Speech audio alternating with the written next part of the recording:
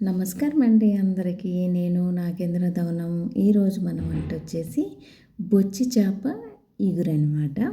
నేను ఎలా చేస్తానో చూసేద్దురు రండి సరదాగా. మీకు నచ్చినట్టయితే మీరు కూడా తయారు చేసి టేస్ట్ ఎలా వచ్చిందో నాకు కామెంట్లో చెప్పండి, ఓకేనా? ముందుగా 3 కిలోల చేపలు తీసుకొని కొంచెం అంతా ఉప్పేసి ఒక చెరువులో వేసి బాగా తిప్పాలన్నమాట. ఆ చేపలకున్న జూమంతా పోయేలాగా ఈ విధంగా 2-3 సార్లు ఉప్పేసుకొని బాగా కలిపెట్టి కడిగి దాన్ని ఒక 4-5 సార్లు నీళ్ళు పోసుకొని కడిగితే నీట్గా వస్తాయి అన్నమాట ముక్కలు. ఎర్ర కలర్ పోయి పూర్తిగా వైట్ రంగులో వాటర్ వచ్చిందాకా చేపలు కడుక్కుంటే మంచి టేస్ట్ ఉంటుంది. ఆ మురికంతా పోయి ఈ నల్లదంతా తీసేస్తే బాగుండిద్ది అనమాట. దీంట్లో 3 కిలోల చేప తీసుకుంటే కేజీకి పైనే గుడ్డు వచ్చిందనమాట. ముక్కలేమో తక్కువ వచ్చినాయి, గుడ్డేమో ఎక్కువ వచ్చింది. ఈ విధంగా శుభ్రంగా గడుక్కున్న రొంటిని ఇప్పుడు తగినంత ఉప్పు, చేప ముక్కలు ముందే కలిపి పెడుతున్నాను అనమాట. నేను తగినంత ఉప్పు, తగినంత పసుపు, ముక్కలకు సరిపోయినంత పసుపు, తర్వాత కారం మేము కొంచెం ఎక్కువగానే తింటాము. ఇంకా పులుసు పోస్తాం కాబట్టి చేపల కూరలోకి ఇంకా కొంచెం ఎక్కువ పడుతుంది. తగినంత కారము, ఉప్పు, పసుపు వేసుకొని ఈ విధంగా కొంచెం అంత ఆయిల్ వేసి బాగా ఎగరేసుకోవాలన్నమాట. మనం వేసిన ఉప్పు, కారం అదంతా ముక్కలకి బాగా పట్టాలి, సమానంగా పట్టేలాగా కలిపి పక్కన పెట్టుకొని ఉంచుకోవాలి. ఇలా కలిపితే మాత్రం తప్పకుండా మంట పుడుతుంది చెయ్యి, కొంచెం జాగ్రత్తగా ఉండండి. పర్లేదు, ఇలా కలబెడితేనే తినడానికి కూడా టేస్ట్ బాగుండిద్ది. ఇక్కడైతే ఒక పక్క అన్నం అయిపోతూ ఉందన్నమాట. ఇంక ఇప్పుడు ఇదైతే రెడీ అయిపోయింది, ఇది పక్కన పెట్టుకొని ఉంచుకుందాం. ఇప్పుడు పొయ్యి మీద ఒక బాండీ పెట్టుకొని కొంచెం అంత ఆయిల్ వేసి ఎర్రగడ్డని 4 భాగాలుగా కోసి నేనైతే ఒక 6 ఎర్రగడ్డలు తీసుకొని ఈ విధంగా వేపుకుంటున్నాను అనమాట. నూనె వేయాలి 2 స్పూన్లు. అవి కొంచెం కచ్చాపచ్చాగా వేగిన తర్వాత ఇప్పుడు 3 టమాటాలు తీసుకొని ఈ విధంగా ముక్కలుగా కట్ చేసి ఆ ఎర్రగడ్డ ముక్కలు, ఈ టమాటా ముక్కలు వేపుకోవాలన్నమాట.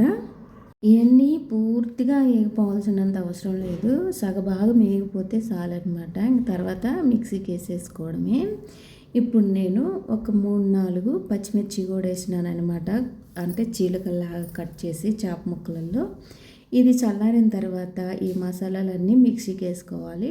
దీంట్లో నేను కొంచెం అంత చెక్క, మొగ్గ వేసిన, అది మిక్స్ అయిపోయింది. ఈ విధంగా మెత్తగా మిక్సీ కొట్టుకోవాలన్నమాట.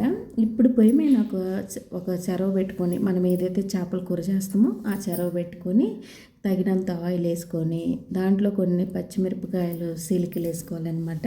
కొన్ని దాంట్లో వేసిన పచ్చి మళ్ళీ దీంట్లో వేసి వేపుతున్నా నేను. ఈ కొంచెం అంత వేగిన తర్వాత ఒక స్పూన్ అంతా, పెద్ద స్పూన్ అంతా అల్లం పేస్ట్ తీసుకొని అది కూడా వేపుకోవాలి పచ్చి వాసన పోయేదాకా. ఇంకా ఈ టమాటా ముక్కలు, ఇంకా ఎర్రగడ్డ పొయ్యిలో నిప్పులు ఉంటాయి కదా, నిప్పుల మీద కాల్చి ఈ విధంగా చేస్తే చాలా రుచి ఉంటుంది. కాకపోతే ఇక్కడ అవకాశం లేదు కాబట్టి నేను ఈ విధంగా చేస్తున్నా. ఈ మిక్సీ పట్టుకున్న దాన్ని ఇందులో వేసేసుకోవడమే.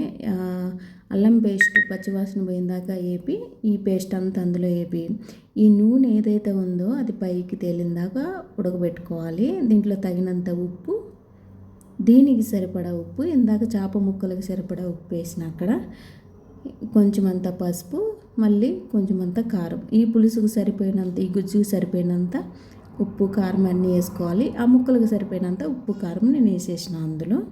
ఈ విధంగా ఈ ఆయిల్ పైకి తేలిందాక ఇది ఉడికించుకోవాలన్నమాట మూత పెట్టి.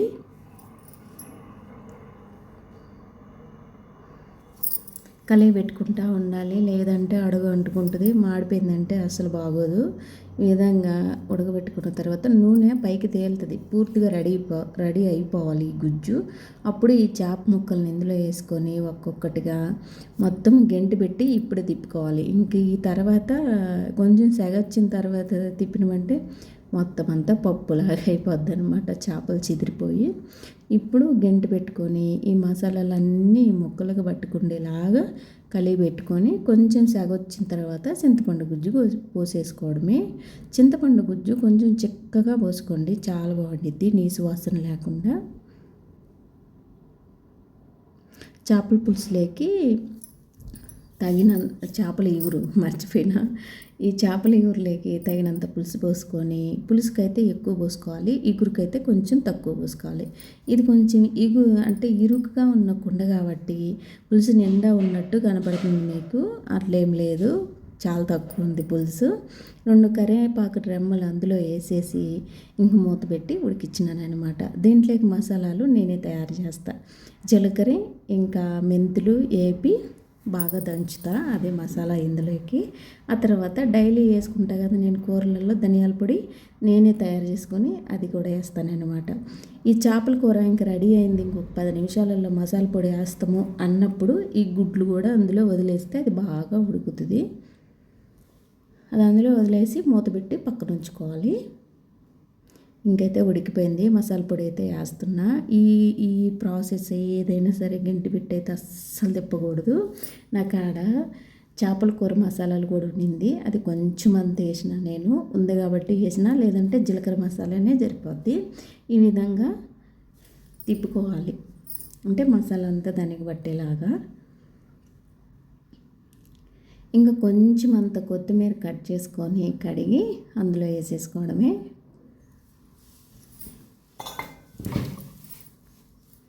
సన్నగా తరిగి అందులో వేసినామంటే ఆ స్మెల్ బాగుండిద్ది. చేపల ఇగురైతే, బొచ్చి చేపల ఇగురైతే రెడీ అయిపోయింది, తినడానికి రెడీగా ఉందన్నమాట. నచ్చిందా మీకు? ఎలా అనిపించింది? నచ్చితే లైక్ చేయండి, షేర్ చేయండి, సబ్స్క్రైబ్ చేయండి. మా సైడ్ అయితే చేపల ఇగురు ఈ విధంగానే చేస్తాం మేము. మీరు ట్రై చేసి ఒకసారి కామెంట్ ఇవ్వండి ఎలా వచ్చిందనేది. ఓకేనా? బాయ్.